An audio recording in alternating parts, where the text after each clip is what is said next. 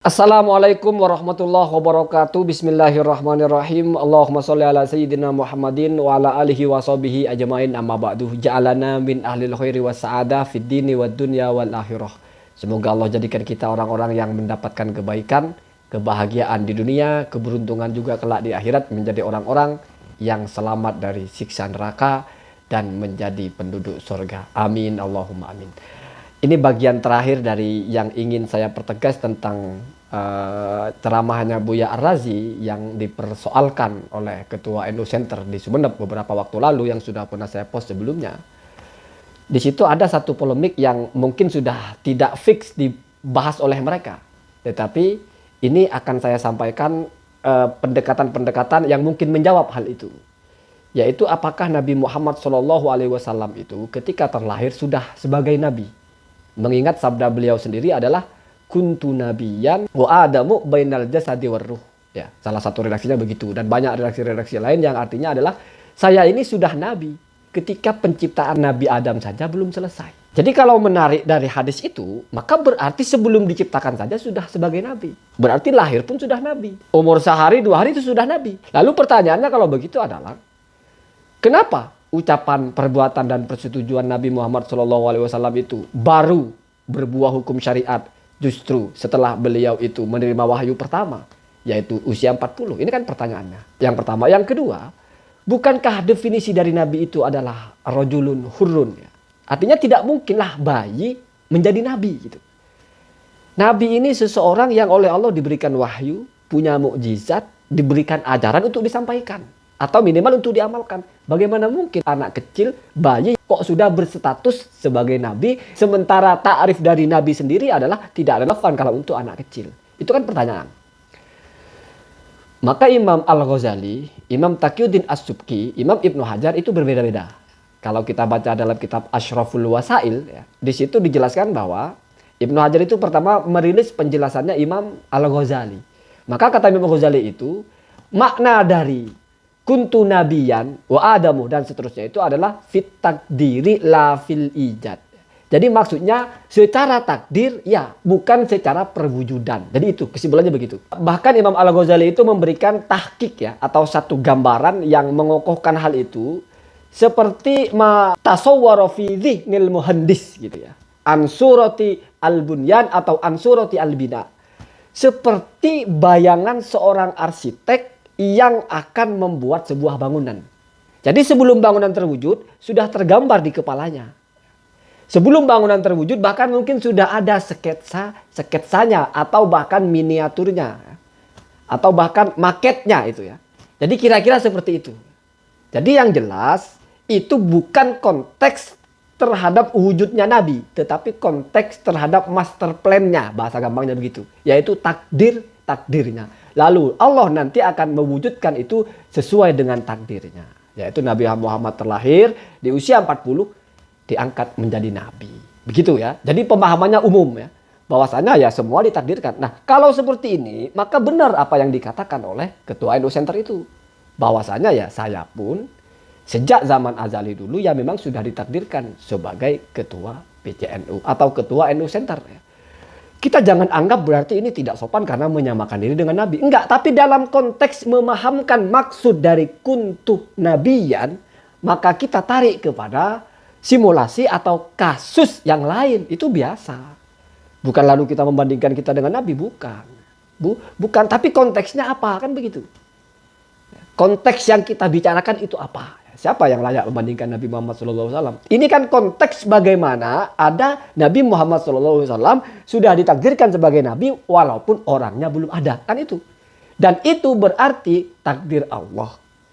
Yang sudah ditetapkan sebelumnya walaupun tanjisnya atau ijadnya, perwujudannya belum terjadi. Itu pemahamannya Imam Al-Ghazali. Jangan disalahkan. Beliau itu memahami seperti itu. Kata Ibnu Hajar ada yang lebih baik. Ya. Ahsan dari itu yaitu pemahamannya Imam Taqiyuddin As-Subki. Kalau kata Imam Taqiyuddin As-Subki lebih spesifik dari itu. Yaitu nubuwah memang sabitah fi dzalikal hin. Allah mensifati Nabi Muhammad sebagai Nabi itu sudah ditetapkan pada waktu itu. Berbeda dengan yang lain ya. Jadi ini bukan masalah takdir. Tetapi Allah memang semacam membuat ketetapan pada waktu itu bahwa Nabi Muhammad itu adalah nabi. Jadi nubuwatuhu sabitatun, ditetapkan ya. Tidak sama dengan kenabian yang lain ya. Lalu apa yang menjadi objek penetapannya? Ada dua. Yang pertama imma ruhuhu ya, ruhnya nabi. Jadi sama, bukan wujud fisiknya. Jadi yang dijadikan status sebagai nabi adalah ruhnya, au hakikatuhu, atau secara hakikatnya. Dimana kalau hakikat la ya'lamuha illallah, dimana tidak ada yang tahu selain Allah. Yang jelas narasi isbat nubuah kepada Nabi Muhammad SAW itu ada pada waktu itu, dimana ini tidak terjadi kepada nabi-nabi yang lain. Jadi berbeda ya.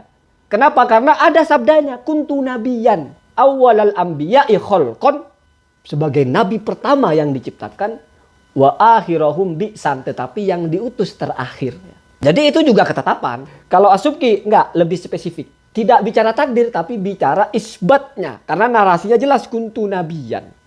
Saya sudah adalah seorang nabi, padahal pada waktu itu Nabi Adam belum selesai diciptakan.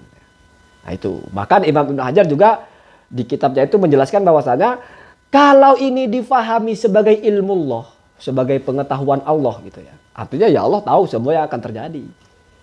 Artinya bukan hanya Nabi Muhammad yang seperti itu. Apapun juga seperti itu. Ya nabi-nabi yang lain juga seperti itu.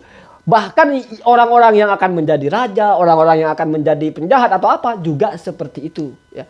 Sudah ada fi ilmillah, dalam pengetahuan Allah. Maka kata Imam Ibnu Hajar, pemaknaan ini tidak sampai kepada spesifikasi dari hadis itu. Hatta la yuhtassu bihi, sehingga kalau dipahami seperti itu, yaitu biilmillah, maka tidak ada kespesialan kepada Nabi Muhammad SAW. Lalu apa urgensinya disebutkan? Apa urgensinya Nabi menyatakan saya Nabi sejak Adam belum diciptakan? Toh kalau maksudnya adalah fi ilmillah, berarti ya semuanya sama. Semuanya sama, kan begitu. Nah, maka dari itu kata Ibnu Hajar ini spesifik ya. Spesifik seperti yang dijelaskan oleh Tajuddin As-Subki. Tetapi spesifiknya itu juga sama sekali tidak bicara jasad. Tetapi bicara ruh, atau kalau tidak ruh itu hakikat. La ya'lamuha illallah. Lalu ini diperkuat dalam Faidul Qadir ya. Imam Al-Munawi mengatakan bahwasanya ini kuntu nabiyan itu sabdanya adalah saya adalah seorang nabi. Wala qala ini kuntu insanan, dan Nabi tidak mengatakan sesungguhnya saya adalah manusia. Wala kuntu maujudan, atau Nabi tidak mengatakan saya ada. Artinya apa? Pada waktu Nabi Adam belum selesai penciptanya, Nabi Muhammad belum disebut manusia. Atau juga belum disebut ada. Tetapi yang disebut di situ adalah status sebagai nabi. Wahada isyaratun, dan ini adalah isyarat ala annan nubuwatah, bahwa yang dimaksud dengan nubuah yang disabdakan Nabi ini kuntu nabiyan maujudatun fi alami al-ghaibi duna alami asyahadah. Itu sudah jawaban paling komprehensif dari Faidul Qadir itu ya.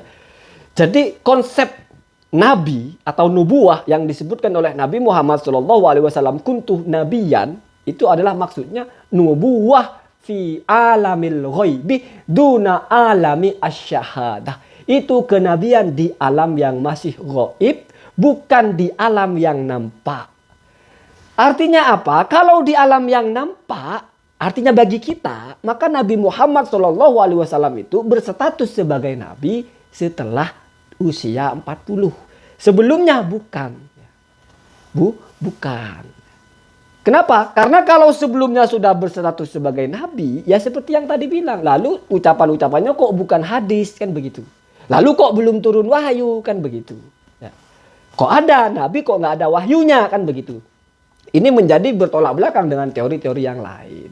Bahkan ada satu sabda Nabi Muhammad SAW, fa innallaha ittakhadani abdan qabla ayyattakhidani nabiyan. Jadi sebelum Allah menjadikan saya sebagai nabi, Allah menjadikan saya sebagai hamba atau abdan. Jadi Allah menjadikan Nabi Muhammad itu awalnya sebagai bukan nabi, abdan lah. Kemudian berubah menjadi nabi, walaupun juga abdan tetapi yang spesifik ya. Itu yang menjawab bagaimana memastikan bahwa ya tidak ada pertentangan antara hadis kuntu nabiyan itu dengan hadis-hadis yang lain, bahwasanya Bu Isah Nabi Muhammad itu diutus fi ra'sil arba'in, pada usia 40 ya. Jadi ini cara memahami teks ya. Sehingga kita tidak bisa juga menyalahkan orang yang mengatakan Nabi Muhammad itu sudah Nabi sejak zaman Nabi Adam. Iya, tapi maksudnya Nabi sejak zaman Nabi Adam itu ya mau ikut yang pemahamannya Imam Al-Ghazali itu adalah takdirnya atau fi ilmillah, atau mau ikut pemahamannya Ibnu Hajar dan As-Subki bahwa ya itu bukan hanya sebatas takdir atau fi ilmillah. Kenapa? Karena kalau itu sebatas takdir dan fi ilmillah berarti tidak ada kekhususan.